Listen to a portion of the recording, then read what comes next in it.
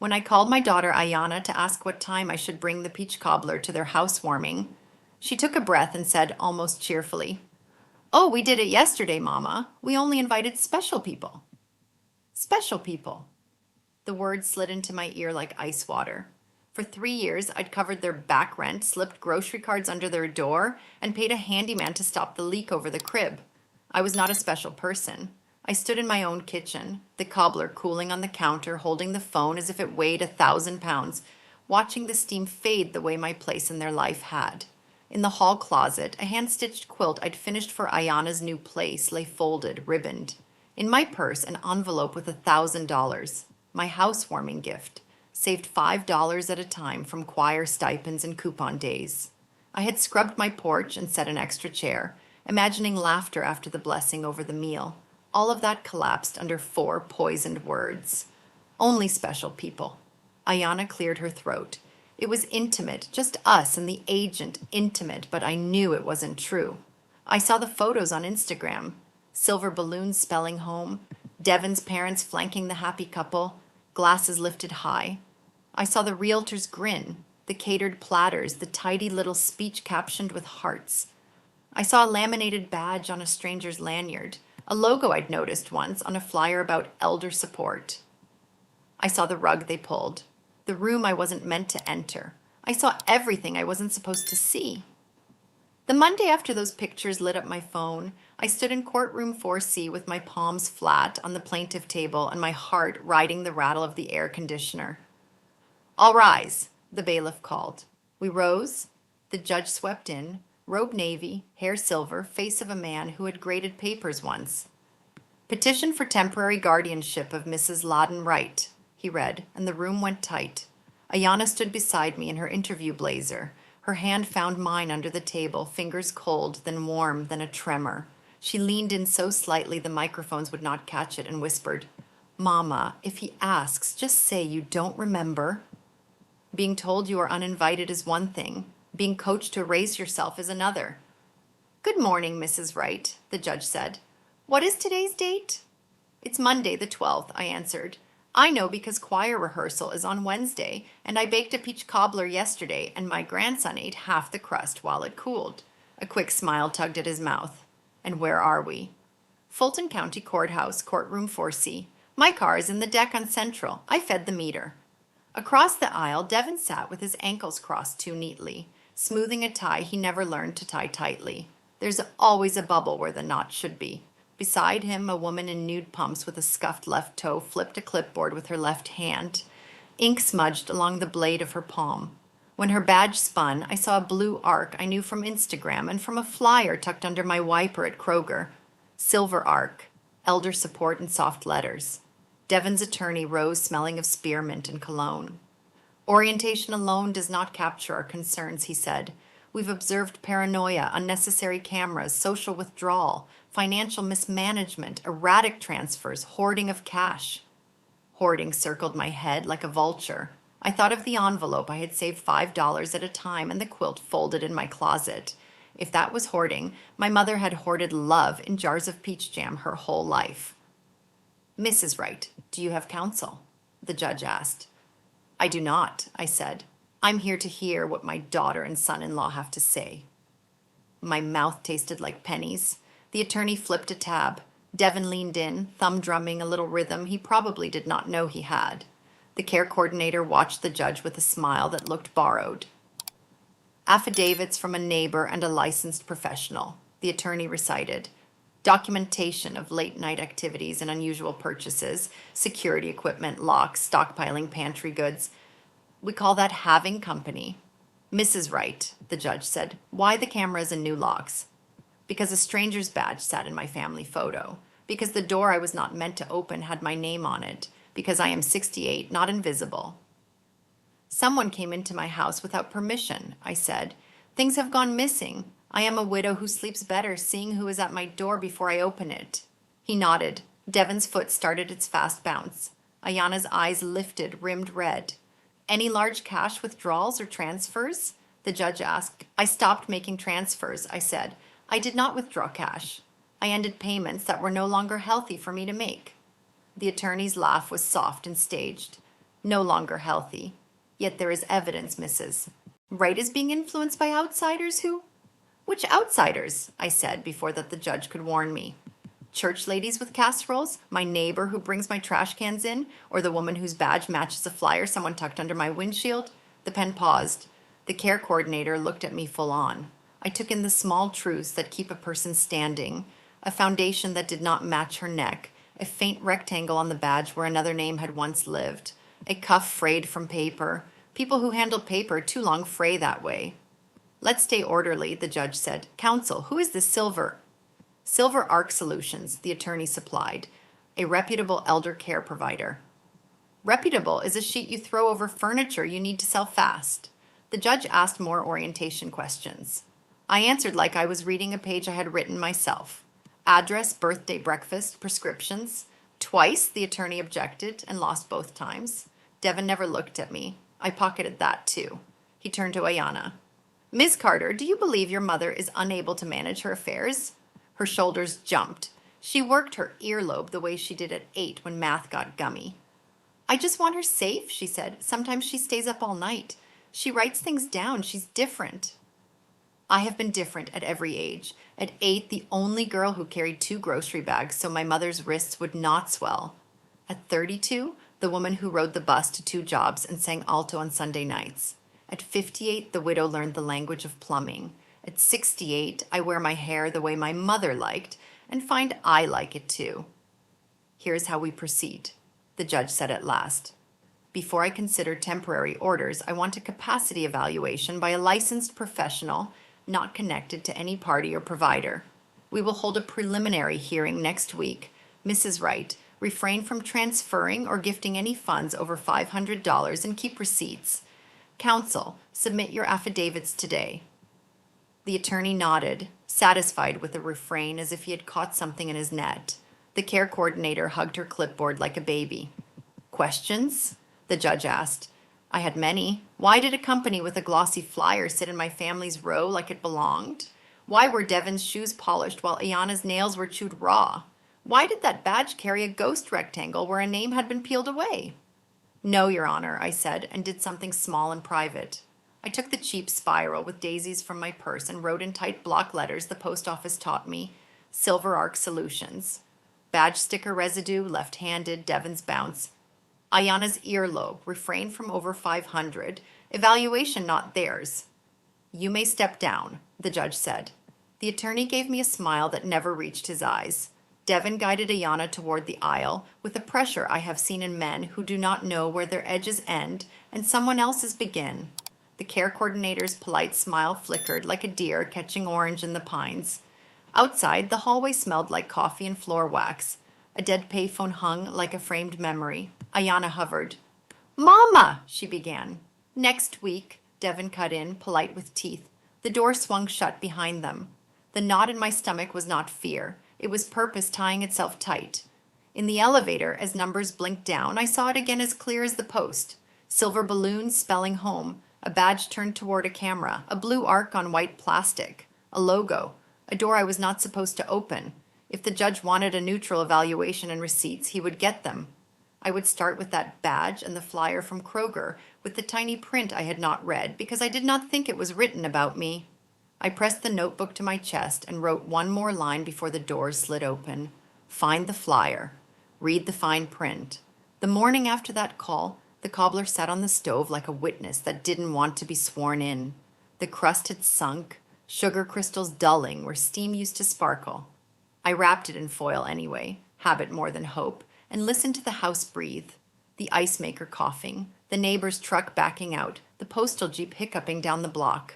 I pulled my ledger, the small one with daisies, and smoothed the pages. Old pen grooves read like Braille for life. March, rent $500. April, rent $500. Publix card, $75. Raise repair, $180. Crib leak. May, power, $123. Formula, $48. Gas, $40. Season after season, steady as choir time. When did helping turn into a tap left running?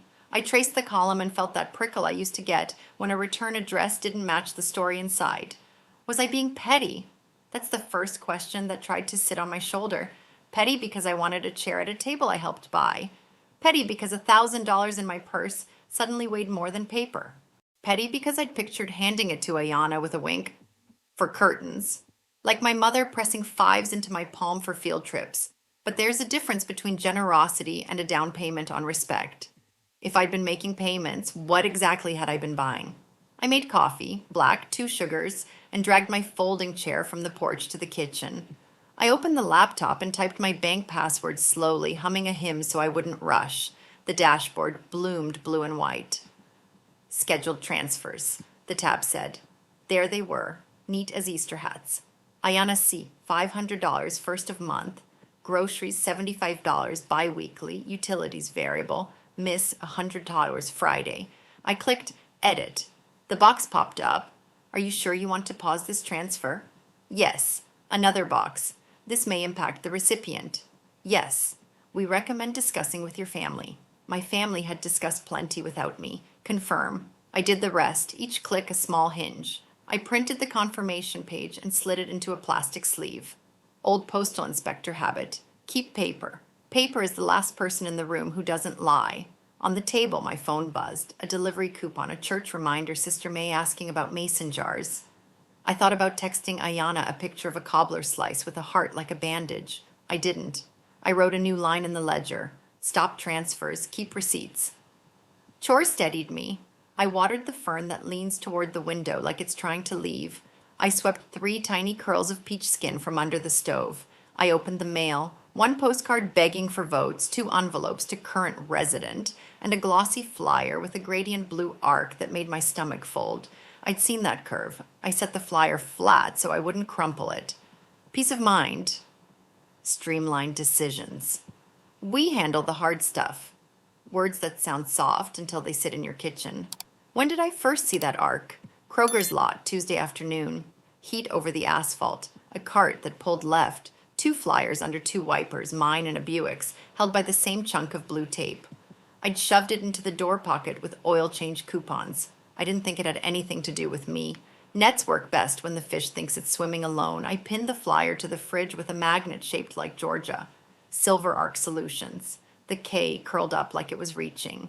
I flipped the paper and hunted for scar tissue. Formerly a web address forwarding to another. Nothing. Just promises and stock photos of pretty people with clipboards. A faint line near the bottom caught me. Comprehensive planning may include health proxies, durable power of attorney, guardianship facilitation. Facilitation, a pretty word for pushing. I flipped my ledger to a fresh page and drew 2 columns. Left, what I gave. Right, what came back. Not gifts. I can buy my own candles. I meant calls just to talk. A thank you that sounded like a sentence and not a receipt. The look in Devon's eyes. Gratitude or inventory? My pen hovered. Do you measure a mother's worth in minutes of unasked for kindness? It felt ugly. I wrote it anyway. At noon, I made a sandwich, turkey, tomato, mustard, and ate it over a paper towel. After, I drove to the bank because screens make me itchy for decisions that matter. Mr. Harmon, who's been there since the carpet was green, waved me in. I canceled some transfers, I said, sliding the confirmations over. I want to make sure nothing gets restarted without me.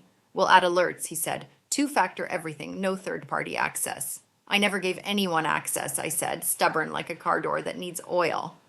Folks can be creative, he said. We'll make it so they'd have to be Picasso. He clicked through screens. In the glass wall's reflection, a beige cardigan paused at the pamphlet stand. I tensed, waiting for a lanyard. No badge, just a mortgage frown. What made you decide today? He asked. Because I want to hear my house, I said. Not everybody else's choice is in it. That's a good reason, he said.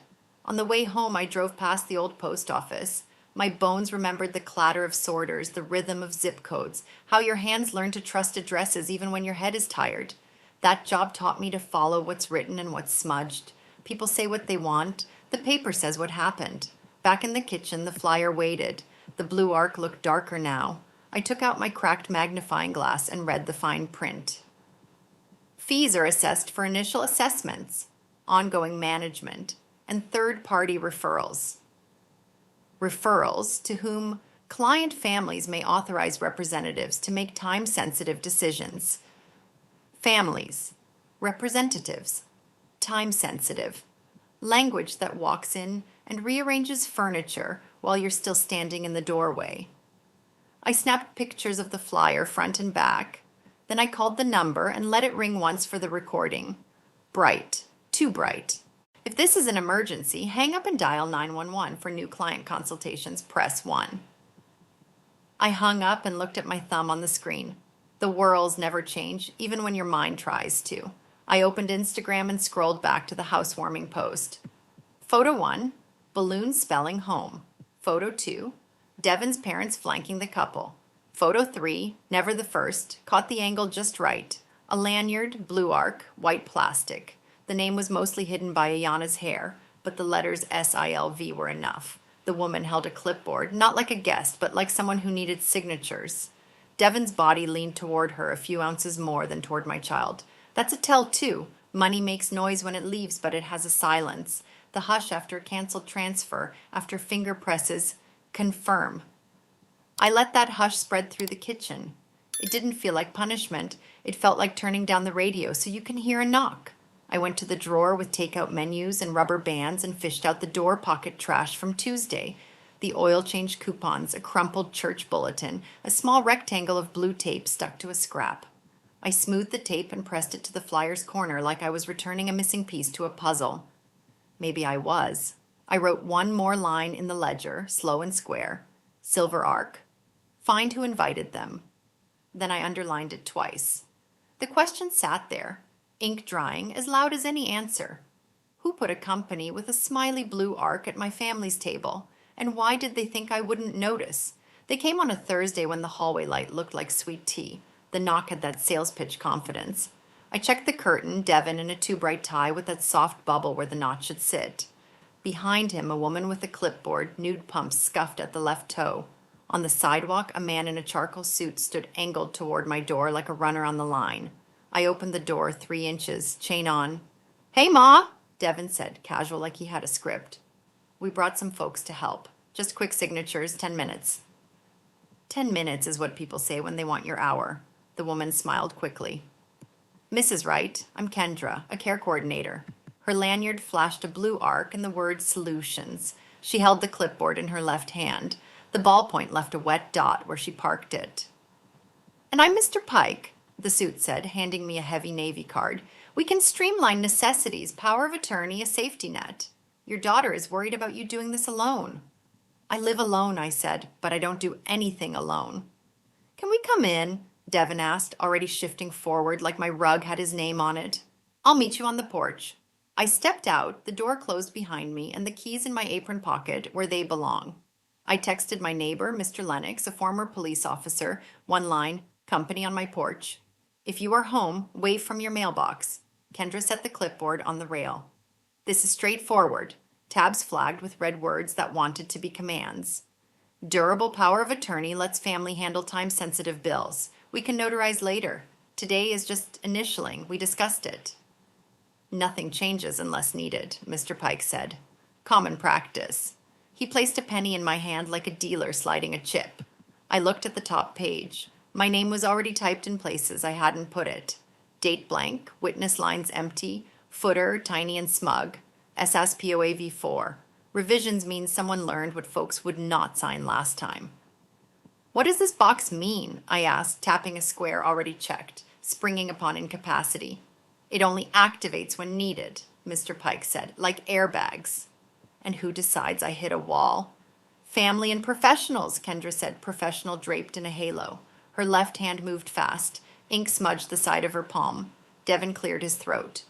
"Ma, this is not a big deal. We just need somebody to pay the light bill if you get, If I get what? Old on their schedule. Soft in a way that suits their plans. I could smell his cologne under the magnolia, cheap citrus trying too hard. "Who sent you?" I asked Kendra, though I knew half the answer. "And when did you decide I needed streamlining?" "We are often referred," she said. "It is about peace of mind." Peace of mind always gets charged to the person without the invoice. Across the street, Lennox came out with a thick bundle of mail. He waved our 2-finger signal and strolled over. "Afternoon," he said, eyes on me. "LaDan, this is yours. Tax notice ended up at my place." He handed me an empty window envelope, seal crisp. Not a lie, an alibi. He turned to Kendra. You got a card? She gave him one. Silver Arc Solutions, email ending in .care. He glanced at Mr. Pike. You are licensed in Georgia. Of course. Another card. Lennox did not blink. Mind if I grab a quick photo of your badges? He asked. We have had scammers posing as a utility. The porch air cooled a degree. We are not scammers, Mr. Pike said, chuckling without looking at his eyes. Then you will not mind. Lennox snapped the photo before anyone could pose. He leaned on my rail like it was his own porch. You signing anything today? Not without reading, I said. Good, he said, and not without counsel. Kendra's smile thinned. We can leave the packet, she said. Just initial that we reviewed it. What exactly did we review? I asked. You said 10 minutes. Devon's knee started its low motor bounce. Ma, come on, do not make this weird. It got weird when folks I have not fed walked onto my porch to carry my wallet, I said. My voice surprised me. Leave the packet. I will read. I will pray. I will call someone who does not get paid if I sign. Kendra slid the packet forward. Paper whispered. Mr. Pike set the pen down as if gravity might take it the rest of the way. I will let you know. I stepped back inside, the chain still set. The top sheet smelled like toner and coffee gone cold. Want me to sit a spell? Lennox called through the door. I am okay. Thank you. I meant it like a sentence in a prayer. At the table, I took my magnifying glass and my phone. Photos first, every page. Paper is the last person who does not lie. The language read like a menu. Nobody should order all at once. Agent authorized to manage all accounts. Under special instruction, a blank line, and beneath it, faint impressions from a page they did not include. I tilted the paper until light caught it. Maimed is $450 per month. Heat rose in my chest that had nothing to do with the weather. A table halfway down. Proposed start date. Client family, referral source. In client family, typed neatly. Carter with my maiden name in parentheses like a claim. In referral source, I expected family. Instead, McLean Realty. Agent Mara D., the realtor from the balloon photo. The line felt sticky. Who introduced whom and why before a casserole cooled? The footer again. SSPOA V4. On another sheet, Care MGR packet V3. 2. Version numbers like footprints. Someone has been here before, and often. I called Lennox. Referral lists the realtor, I said, and a management fee note pressed into a page they did not mean to leave. He whistled low. Hold that packet like a baby. Want me to ride with you to the hardware store? Change those locks before sunset. Yes, I said, and a doorbell camera that pings my phone. Len's hardware smelled like cut metal and rubber. The man at the counter laid out deadbolts like watches. Grade 1 if you do not like surprises, he said, satin, nickel, or bronze. Give me the one that makes a grown man sigh when he jiggles it. He laughed. Lennox turned a camera box in his hands and dropped it in our pile. Ethan can install tomorrow, Len said, ex-military, patient with apps. Tomorrow, I said, and felt that word land. Backhoe. I set the locks beside the packet. I called Pastor Willis. He listened without throwing verses at the holes. No home signing, he said, not alone if they come back, have a witness who is not on anyone's payroll. Already in motion, I said. Thank you. I studied Mr. Pike's card. The email domain looked like it had been used before by someone in my city. I did not click. I wrote in my ledger, McLean Realty to Silver Arc. The fee is $450 per month. Who benefits if I say yes? Who loses if I do not? I slipped the pages into a manila folder and wrote on the tab with a black marker. Paper, slick. It felt dramatic, but so did strangers asking me to sign away my keys on my own steps. The hallway light moved from tea to molasses. I set the chain and set it again just to hear the click. The deadbolts would go in tomorrow. The camera, too. Tonight, I would sleep with my windows locked and my ledger on the nightstand. Before I shut the kitchen light, I picked up the referral sheet one more time. McLean Realty, Agent Mara D. The M had a flourish, a loop that wanted to be seen. I snapped one last photo and said to the empty room, All right, Mara D., let us see what you are selling. The kitchen table was cleared like a surgical field. Ledger on the left, bank printouts stacked neatly, a manila sleeve holding the packet from the porch, and a flyer with a blue arc pinned under a Georgia magnet.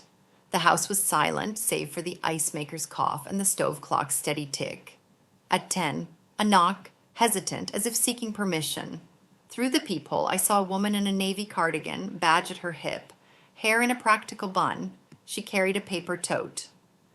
"Mrs. Wright, I'm Dana Fuller with Adult Protective Services," she said, her voice calm yet firm. "We received a report for a wellness check." "What kind of report?" I asked, sensing its outline. "Concerns about confusion, paranoia, financial decisions, cameras, cash withdrawals, hoarding food," she replied, reading from her tablet. "Come in," I said, gesturing to the table. I left the chain on briefly, a mutual acknowledgement, then unlatched it. She wiped her shoes on the rug, a small courtesy that eased my tension. Her eyes scanned the ledger, printouts, and folder. "You were expecting me." "Somebody," I said. "Coffee?" "Black, please," she replied, her "yes, ma'am" grounded, not patronizing. I poured 2 cups. She asked to record notes on her tablet. I tapped my Daisy notebook, signaling I'd keep my own record. She began with routine questions: name, date of birth, today's date, and breakfast. I answered. "No medications beyond vitamins and aspirin for my knee." I pointed to the hallway camera, still boxed, and deadbolts awaiting installation. "Locks tonight, camera tomorrow," I said. "Why the extra security?" she asked. "Strangers with pens came yesterday," I said, "and a badge appeared in a family photo last week." Her lack of surprise was reassuring. "Show me what you have," she said. I presented the bank printouts. "No withdrawals, no new transfers. I canceled my daughter's automatic ones. Here's the confirmation." She read carefully, her finger tracing each line. "Anyone authorized to act for you?" she asked. "No," I said, "not on my porch with strangers." I opened the packet, showing photographed pages. "Power of attorney with a box for incompetence. I didn't sign." I pointed to the footer, SSPOA V4. Using a magnifying glass, I revealed indents from another form. "Management fees, $450 monthly." She photographed it. "Who brought this?" "Kendra, a care coordinator, and Pike, an attorney," I said. "The referral lists: McLean Realty, Agent Maradi."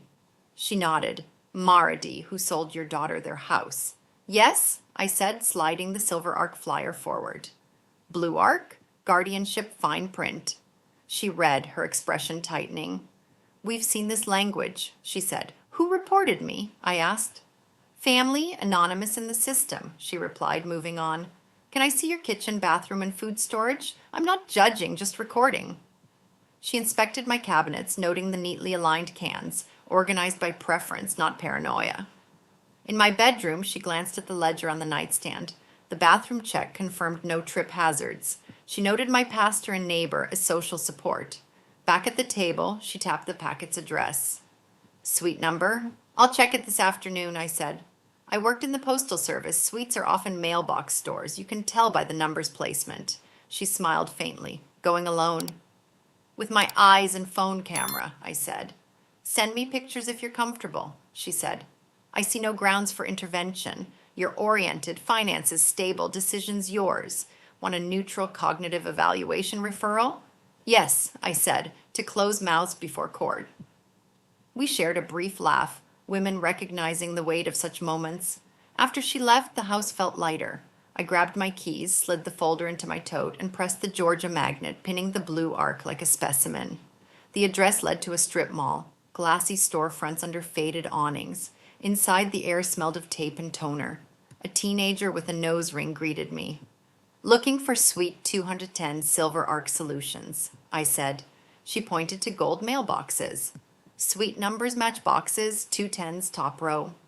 "A mailbox store?" I asked. "Yeah, a CMRA," she said, unfamiliar with the term's weight. Behind her, a binder lay open to PS Form 1583 mail delivery authorization.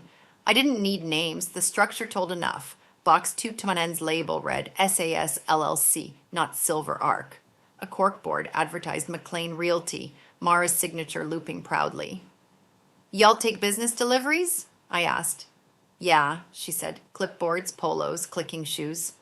I photographed the mailboxes, binder, and corkboard, capturing the word "sweet," masquerading as legitimacy. Driving home, jacaranda leaves flipped pale in the wind. A bus stop bench bore a McLean ad, Mara's face smiling, a Blue Arc sticker peeling at the corner. At my table, I spread the photos.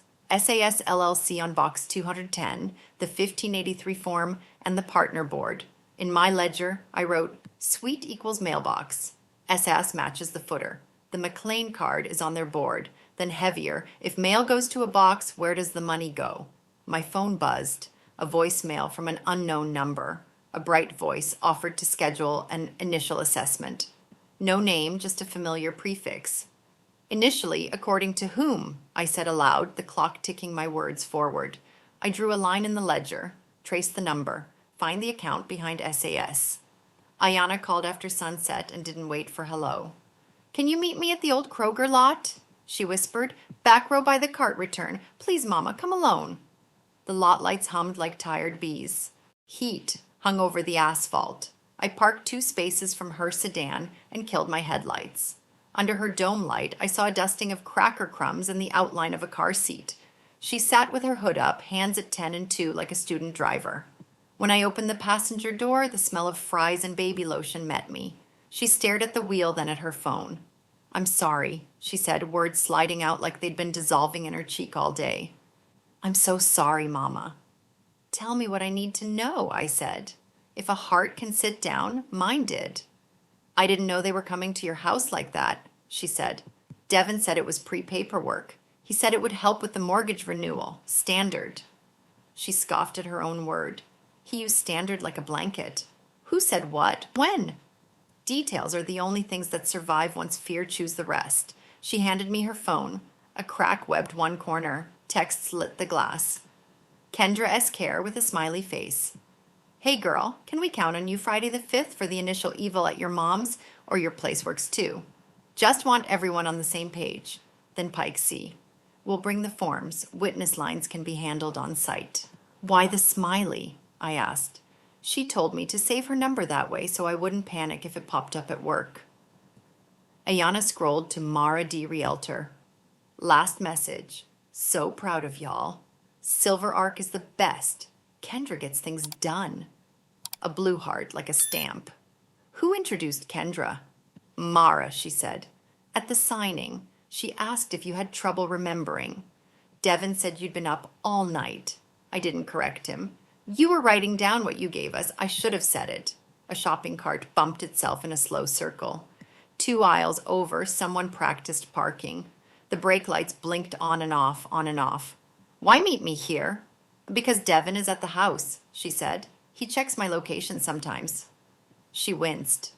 He signed up for one of those family tracking trials. Says it's for Jaden's safety. I didn't want him to see me at your place. Are you safe? I asked. I never used that question lightly. He isn't hitting me, she said, and he's pressing everything else, mortgage, car, daycare. He keeps saying there's a way through if I stop being sentimental. He says we're almost there. Almost where? Guardianship, she said, dry as paper. They keep calling it temporary. Kendra says just until the crisis passes. Mr. Pike says judges are like someone responsible for steering. They want the eval on Friday at 5. If you won't let them into your place, they'll do ours. Then they file on Monday. Quick timeline looks serious. Which doctor? I asked. She zoomed in on a text. Dr. Lehman, she said, clinic across town. Mara says she's efficient. She flinched. I know how that sounds. How much does Devin owe? I kept it straight. She worked her earlobe, that old habit from math homework. He says it isn't like that. His cousin mentioned someone waiting outside the VFW with a ledger. They took his winnings. He says he didn't lose. It was timing. She stared at the dashboard. He said if your accounts were consolidated, the management fee could come from there and we wouldn't feel it. He already knows the number, $450. I saw it in a draft email on his laptop. Agiemdo fee $450 per month for L. Wright. He told me not to worry. The number sat between us like a third person breathing. Ayana, I said, and waited for her eyes. I am not confused. I am not paranoid. I know the day and where my money lives. I also know what a mailbox store looks like when it calls itself a suite. I went there. Box 210. SAS, LLC. Their flyer says peace of mind. The wall says something else. She blinked, light changing in her face. I thought you were up because you couldn't sleep, she said. Devin told them you wander at night. He said you call the bank and ask the same question twice. I've been up making copies, I said. Writing down times and names. Emotions change color and light. Paper doesn't. A car turned out down our row. We waited until it passed. Ayana whispered, They told me to coach you if a judge asks orientation questions, to remind you of the date. Kendra said older adults don't mind help with answers. Her voice took on that sweet tone people use when they want your keys. We're just here to help. She grimaced. I hate that I let the words touch my mouth. You were scared, I said. Scared makes smart people clumsy. Are you with me now? She nodded. Whatever you need. I need every message, I said. Forward them. Screenshots times numbers. Don't delete anything. Don't say anything in text you wouldn't want stapled to a court file. Stop reacting. If they talk about plans, smile. Commit to nothing on the phone. If they want to meet, say you'll check your calendar and text later. She nodded faster, like her neck had been stuck and found it could move. Okay.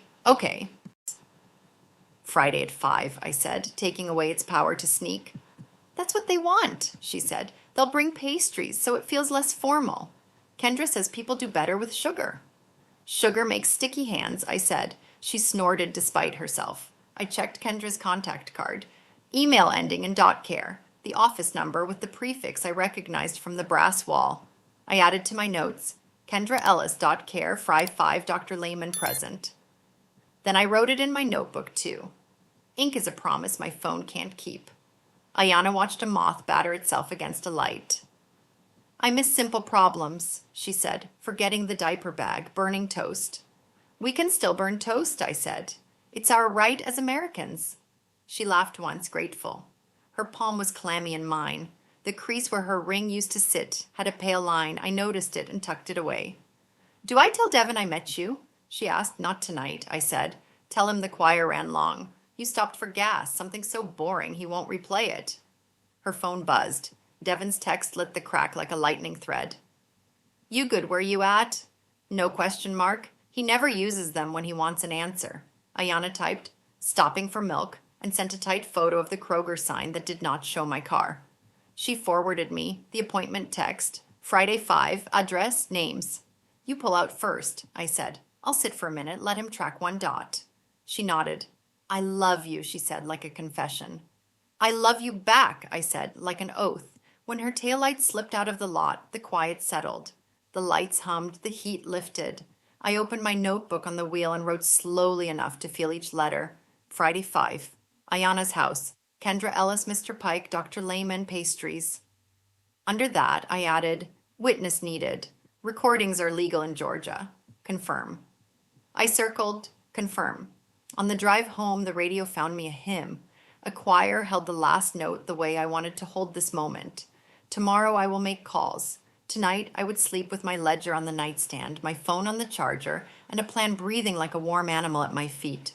Morning would bring favors and phone trees. I would ask Tasha to sit in the kitchen, no title, just a friend with a notebook. I would ask Lennox to walk by at 5:10 and wave at the doorbell camera. I would set out a plate and not touch a pastry. I would keep my voice church soft and my pen uncapped. But in that lot, with moths spinning and a cart clicking its slow circle, I let myself be only a mother for 1 minute. My child had walked into a scheme and turned back. Shame had slipped off her shoulders and landed between us, where we could both see it. We looked at it. We did not pick it up. At the edge of the lot, a train laid its low horn across the night. I wrote one more line before I turned the key. Coach, no one. Record everything. Then I drove home through a city that did not know 2 women had changed their minds in a parking lot and called it safety. By noon, the new deadbolts had that stubborn click. The doorbell camera hummed on my phone. I brewed sweet tea, wiped the porch rail like a stage, and set the table as if clarity could be poured into paper cups. Tasha arrived first, county ID on a faded lanyard, notebook steady. George's one party? I asked. One party, she said, palming a recorder the size of a car key. She tucked it beneath my geranium.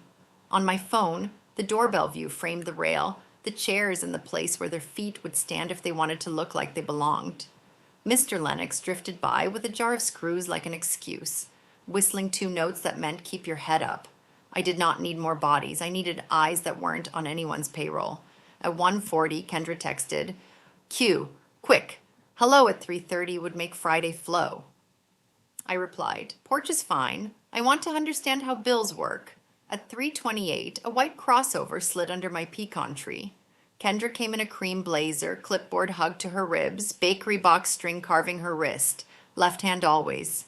Mr. Pike followed, charcoal suit and loud cologne.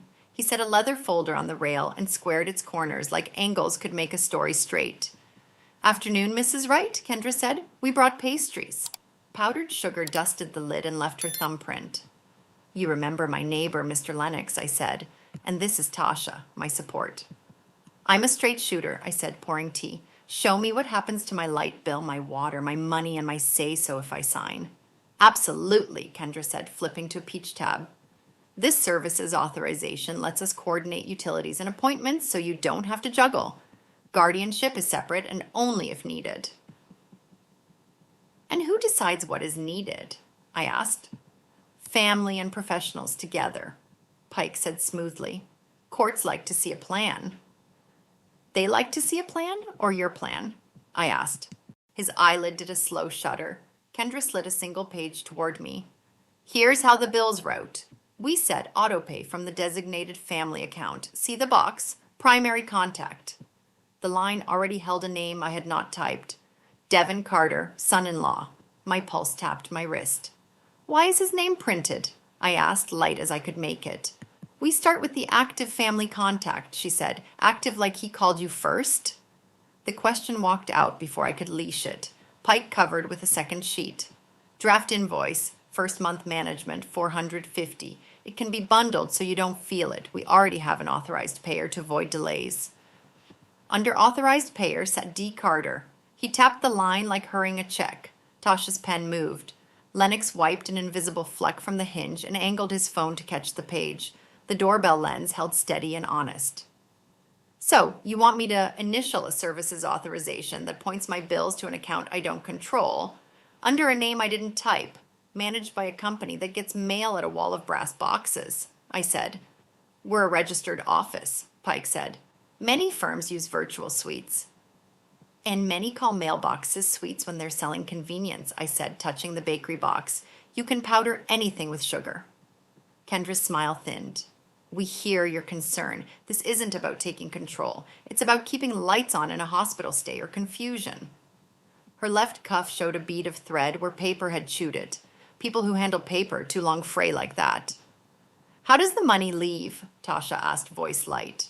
ACH is most secure, Pike said too fast. Card fallback works. We'll confirm digits with Mr. Carter to prevent errors. Confirm digits with Mr. Carter. I set the phrase on a shelf in my head where useful things wait. Footsteps on the path. Pastor peered with a foil pan and a blessing. Good to have witnesses, he said, and set the pan on the rail like a placeholder. Kendra checked her watch.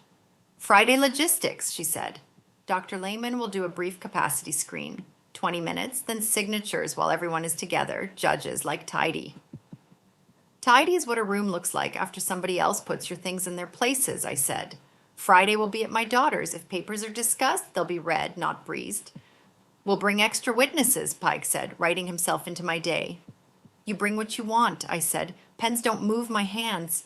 A vein near his temple ticked. Kendra gathered the stack in one practice scoop. We'll follow up by email, she said. Best address? You already emailed somebody, I said. Her pause confirmed it. They stood, shook Pastor's hand, told Lennox to have a blessed day, and stepped off my porch like two people leaving a stage without applause. When their car doors shut, I let the air go. Tasha lifted the planter and clicked the recorder off. Clean, she said. Doorbell audio got the autopay line and confirmed digits with Mr. Carter. I'm angry with a purpose on report, I said. Lennox showed me photos, the lanyard, the email domain with .care. Pike's firm spelled clean enough to pull filings. Pastor tapped the foil. Banana pudding, he said, on purpose. I sat. My knees felt every year they had earned. The tea had gone warm. I drank anyway. Then I wrote what the porch had given me. Devin pre-filled as primary. Authorized payer D. Carter. Autopay via ACH. Confirm digits with Mr. Carter. Friday plan, eval then signatures. I confirm. One more line asked to be written, stubborn as a hymn refrain. If they already have an authorized payer, what has already moved? By then, I was in the same wooden pew where my bones already knew the grain. The room smelled of paper and floor wax. My purse pressed my thigh like a steadying hand. Pastor Willis slipped to the back. Tasha sat behind me with her notebook. Ayana stood at the end of my row, eyes rimmed red, palms flat to her skirt like she was holding her own knees still. Across the aisle, Devon would not look at me. His knee bounced. All rise. Judge Miller took the bench, mouth set like a line that had decided not to wiggle. Devon's lawyer opened with cologne, spearmint, and concern. He said paranoia, cameras, and midnight calls. He said erratic transfers and hoarding. He tucked guardianship around me like a blanket I had not asked for. I kept my face still and let his weather blow by. The weather is loud, paper is patient. Call Kendra Ellis, he said. Kendra arrived in a cream blazer with a smile like a professional holiday, left palm faintly ink-smudged. She raised her right hand. I coordinate care for older adults, she said. Mrs. Wright's daughter reached out. We suggested a simple plan to keep utilities paid and appointments managed. She seemed suspicious. She refused help. And your impression of her capacity? Counsel asked. Oriented in some ways, Kendra said, but resistant, repetitive, paranoid about paperwork. Ms. Patel, my attorney, stood like a hymn you know by heart. Ms. Ellis, who filled the primary contact line before my client saw your form? Our template uses the active family contact, Kendra said, whose name was pre-typed. Devon Carter. And on your draft invoice, who was the authorized payer? D. Carter. When you discussed autopay, who would confirm the digits? Kendra's smile faltered. Mr. Carter. And your office, Patel said, putting a photo on the screen, brass boxes in rows. Suite 210. Is this your suite? We use a virtual office, Kendra said. Many firms do. The judge's eyes had that careful shine people get when they file something under real. Next came Dr. Lehman, clipboard tabbed capacity screen. Mrs. Wright declined a full evaluation, she said. Family reports wandering, repetitive calling, mistrust. Over the phone, Patel repeated, when Lehman described her method. Do you know what she does when she's up at night? No. She makes copies, Patel said. She keeps a ledger that would make an auditor sit up straight. Dana from the county took the stand with a navy cardigan and working shoes. We received a report, she said. I made a home visit. Mrs. Wright was fully oriented. She had canceled prior transfers. That is a boundary, not a crisis. She showed me receipts and a packet indicating a third party had pre-filled an authorized payer. I closed my case with no concerns. Counsel tried to make her hasty. She answered plainly. Overworked is not sloppy. They called Devon. He adjusted a tie that always bubbles where the knot should be snug. He glanced at Kendra, not at me. We love my mother, he said. She has been acting differently. We are trying to help. Mr. Carter, Patel said, how much do you owe aside from mortgage and car? I do not owe, he said, knee bouncing harder. I am juggling. Do you know a man with a ledger outside the VFW hall? She asked. He paused too long. No. Did you list yourself as the authorized payer before my client consented? That is normal. Did you? Yes. Did you discuss a $450 management fee drafted from accounts associated with L. Wright? I do not recall. Would it help to recall if we play a porch clip where Ms. Ellis says confirm digits with Mr. Carter while pointing to your name on a draft invoice? Silence. The judge nodded. The audio played. Afternoon birds, and that exact sentence filled the room. Ayana took the stand like someone crossing slick stones. Do you believe your mother is unable to manage her affairs? Counsel asked. I believe she is capable, she said, voice small and true. I was scared. I listened to people who said quick was kind. It was not. Who referred you to Silver Arc? Patel asked. Our realtor, she said. She said Kendra gets things done. Did Ms. Ellis tell you to coach your mother on orientation answers? She said older adults appreciate help, Ayana admitted. She told me to remind Mama of the date. I should not have agreed. I will not go against my mother again. Tasha testified next, short and factual. The porch meeting, the line about autopay, confirmed digits with Mr. Carter. Lennox followed with photos of badges, the .care domain, Pike's firm spelled clean enough to pull filings, the N. Dr. Moore, the court's evaluator, gray braid, soft shoes, eyes that choose gentleness on purpose. I met with Mrs. Wright for 2 hours, she said. Memory intact for age. Executive functions are excellent. She understands her finances and the implications of legal documents. No evidence of dementia. Counsel tried to bring the story back to my cameras, locked doors, and banana pudding on a porch. Patel let him wander and then returned to the hinge. Who pre-filled? Who pays? Where is the office? He answered with feelings. She asked for paper.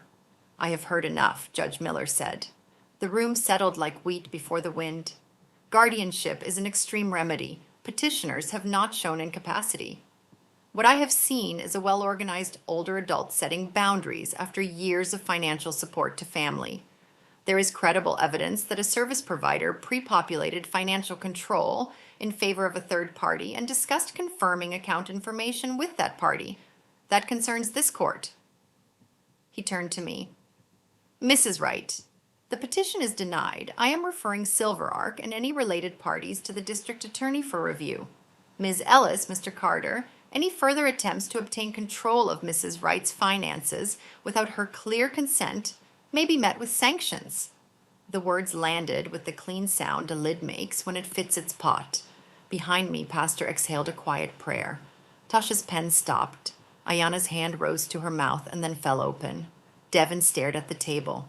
Kendra's smile turned into nothing at all. We were dismissed. In the hall, the air smelled like coffee and relief. Ayana touched my wrist. Thank you, she whispered. Next steps, I said. Ms. Patel joined us briskly and clearly. Protective order if anyone brings papers to your door, she said. Freeze transfers at your bank. Preservation letters to Pike's firm and the mailbox store. I will send the porch audio and doorbell video to the DA today. I nodded and wrote a list in my head that felt like airlines. Preserve, freeze, letters, send. In the car, before turning the key, I opened my notebook and printed the judge's words slowly so they could settle. Denied, referred, consent. Then I added the question that had waited through the morning. If a company will pre-fill a payer and build a fee before a signature lands, where else have they already laid their hands? I underlined it and closed the book. The pen left a small moon on my thumb. The morning after court, I made a list big enough for 2 coffees. Freeze transfers, new bank, trust, healthcare proxy, credit freeze, protective order ready.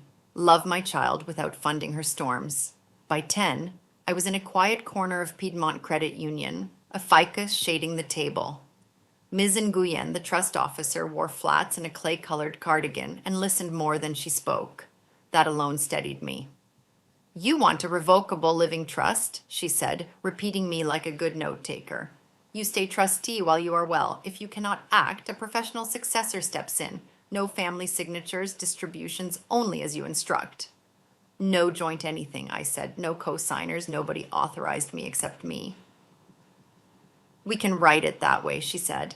And a limited power of attorney that springs only with 2 independent physicians, neither tied to any service provider.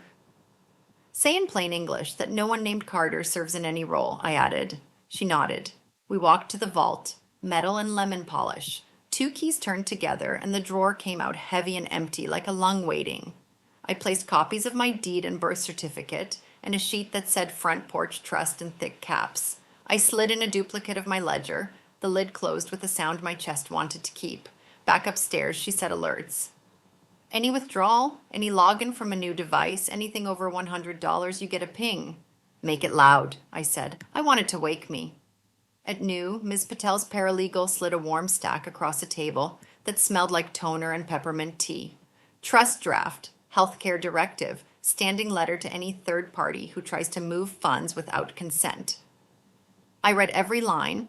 My healthcare agent would be Sister May because she can stare down a surgeon and a bill collector in the same breath.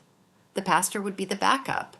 Decisions by 2 if I could not speak. No blanket authority. No shortcuts dressed as kindness. I signed and felt the pen nib catch like a stitch in good fabric. We filed a do not contact request to Pike's firm and to the mailbox store, plus a preservation letter demanding they retain every scrap with my name. The DA opened an intake, Ms. Patel said. They will call. On my phone, I froze my credit. The green checks felt like fence latches catching for once. I met Ayana at a diner that still pours coffee into heavy white cups. She came in scrubs, tired but standing. We took the window booth. The aft light lay across the formica like a blessing. I made something for us, I said, sliding a sheet with 3 columns. Ways I can help. Boundaries. Why? She read with her thumb pressed to the corner. Groceries together once a month, not cash. Childcare on Tuesdays, so I can breathe while you hold Jaden. Budget class at church. I sit next to you, not behind you. No paying the mortgage, no co-signing, no cards, no exceptions, even if somebody cries. Calls are not about money all the time. Money calls only on Thursdays, 3 to 4 with a plan. She glanced up. Mama, this is kind. It is a fence, I said. Fences do not keep people out. They keep the goats from eating the garden. You can visit the garden. You just do not eat what I cannot grow back. She laughed into her napkin and then got serious. Devin will approach you, she said. He will come with apologies that sound like love letters. I will smile, not answer, and hand him Ms. Patel's card, I said. That is my whole vocabulary with him now. Back home, I pulled the quilt from the closet, pale blues and stubborn reds. The needle slid in and out with a rhythm older than my knees.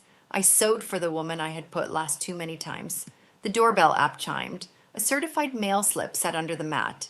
At the branch, the clerk handed me a thick manila envelope. Inside was a letter from Pike's firm, careful words about reputations and defamation and mischaracterizations of our suite. The paper tried to be important. I filed it in a folder labeled Paper Slick and wrote across the top, Counsel wants quiet. We will give them receipts. The investigator called from the DA's office. His tone carried the fatigue of a man who has heard too many bad stories too late. Send the porch audio, the doorbell video, and any document with pre-filled names, he said. Raw files if you can. I watched the progress bars crawl across my laptop like bread rising, slow and certain. I took a walk before dusk. The air smelled like cut grass and laundry soap. On Ms. Greer's door, a flyer flapped under blue tape. The same soft arc and softer words. She is 81 and makes pound cake that could make a judge cry. I peeled the tape, slid the flyer free, and knocked. She opened with the chain on, eyes sharp as needles. They left this yesterday, she said. Said they help with bills. I told them to mind their own business. So if they return, call me first and pastor second. I said, put this in your trash. She nodded. You all right? She asked. I am, I said. I am learning the difference between love and a hand in my pocket. Back home, I opened a tin of safety pins and an emery strawberry. I sharpened 3 needles like tuning an instrument. I threaded 1 red for boundaries, 1 white for clean paper, and 1 gold because I want brightness stitched where it can catch my eye when I forget. Ayana sent a photo of Jaden asleep with his stuffed dinosaur. Under it, she wrote, Tuesday is good. I will pick him up at 5 and drop him off at 7. No money talk, just soup. Just soup, I typed back. The porch light clicked on with a soft sigh. I fed the first square of the front porch quilt under the needle and let the hum fill the room like a low hymn. A plan is a comforting sound when it is finally yours.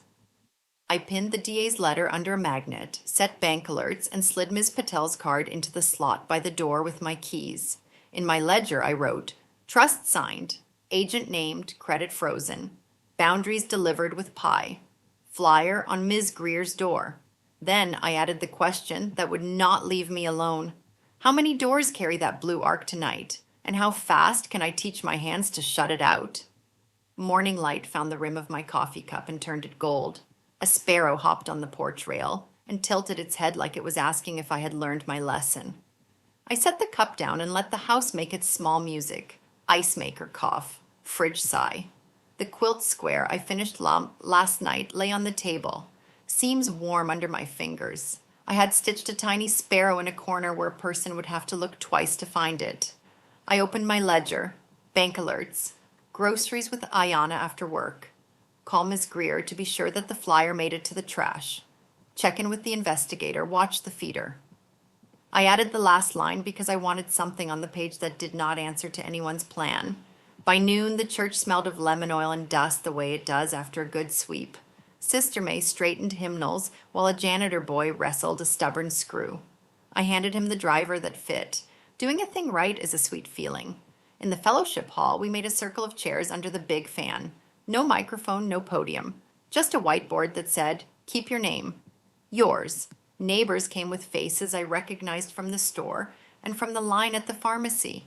Lennox leaned in the doorway, with his arms easy. The pastor set water on the table and did not make a speech. I spoke plainly. I held up a simple page and named the words to watch, for when a stranger smiles too brightly. I showed how autopay turns into silence when the wrong hands hold the cord. I told them a suite can be a wall of brass doors. Sister May asked clear questions and wrote answers the way a teacher does. Lennox talked about badges and how a story sits when it is too smooth. We did not name a single person. We named the pattern. When we finished, Miss Greer put her small hand on my shoulder and said she slept better with my number by the phone. She touched the sparrow on the sample square and smiled like someone who recognizes her own porch in an old picture. She asked for one like it, for the back of her chair. I said yes, and felt the yes settle in me like a good seed. My phone buzzed while I stacked chairs. A call from the courthouse. The investigator's voice was steady in the way a person sounds when he has let anger cool to work.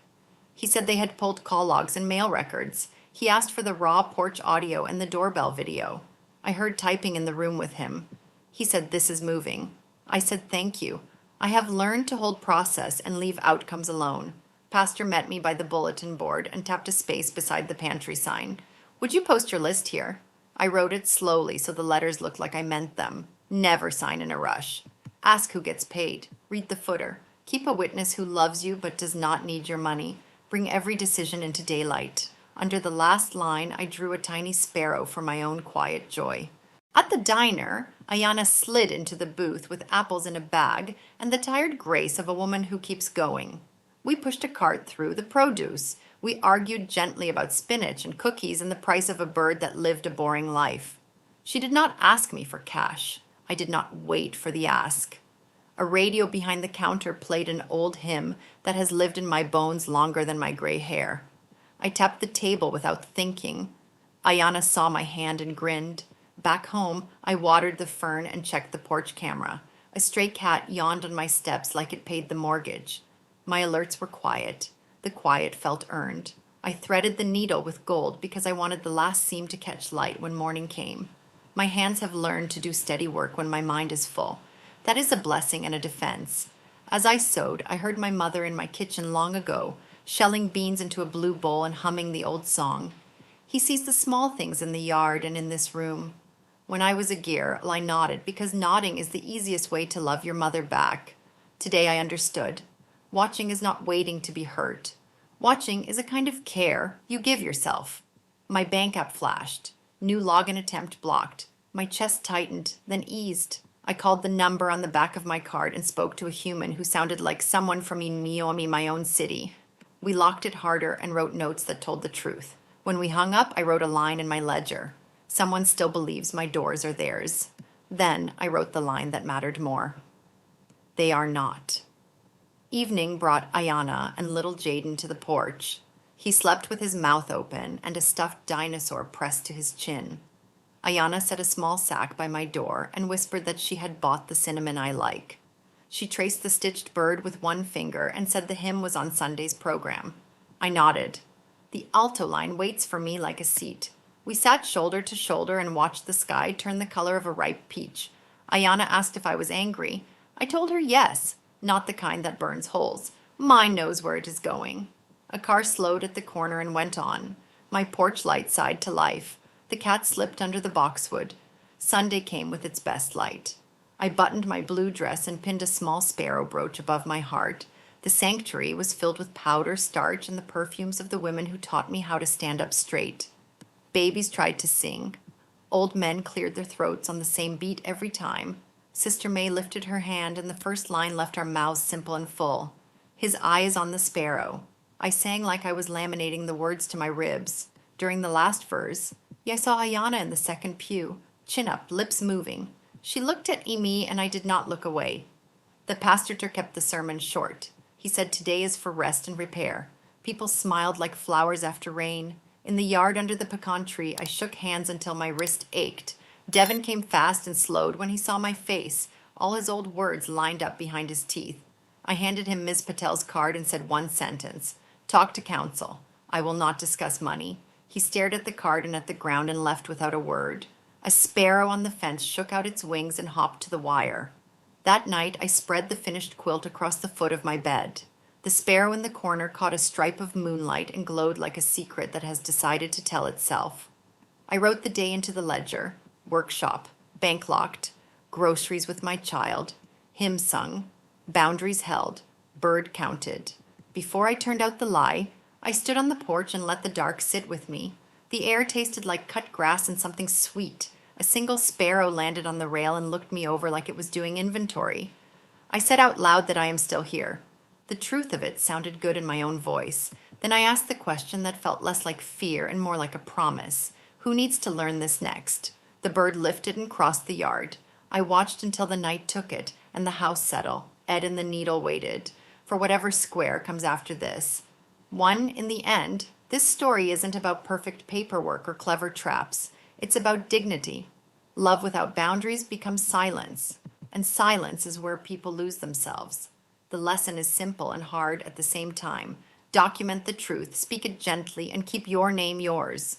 My name is Ladan, 68 years old, and I learned that the kindest word I can say to myself is no, when yes would cost me my peace.